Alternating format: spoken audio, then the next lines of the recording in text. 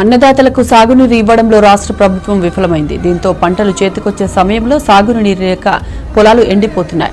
సూర్యాపేట జిల్లాలో వేలాది ఎకరాల్లో వరి చేన్లు ఎండిపోయాయి. దీంతో నీటిని వెంటనే విడుదల చేయాలంటూ జిల్లా కలెక్టరేట్ ఎదుట పురుగుల మందు డబ్బాలతో ఆందోళన చేపట్టారు అన్నదాతలు. పురుగుల మందు తాగి ఆత్మహత్య చేసుకునేందుకు యత్నించారు. దీంతో అక్కడే ఉన్న పోలీసులు రైతుల్ని అడ్డుకున్నారు. పొలాలు మొత్తం ఎండిపోయినాయి సార్.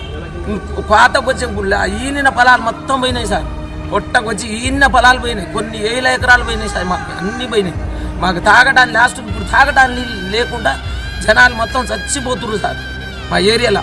మాకు ఈ విడతలో వారం రోజులు సంది మా పొలం 3 ఎకరాల దాకా తీసుకున్నాం సార్. మేము మొత్తం ఒక్క సుక్క వాటర్ లేదు, మొత్తం ఎండిపోయింది. ఇంతకుముందు మాత్రం ఫుల్ వాటర్ వచ్చింది, ఈసారి మాత్రం సుక్క వాటర్ లేదు. గత 3 సంవత్సరాల నుంచి కూడా రైతులకు 2 పంటలకు నీళ్లు పుష్కలంగా వస్తున్నది. ఈ సంవత్సరం నీళ్లు రాక రైతులు ఇప్పుడు ఇంకొక 15-20 రోజులు అయితే తడి అయిపోయే టైంలో ఇప్పుడు నీళ్లు రాక రైతుల పొలాలు ఎండిపోతున్నాయి.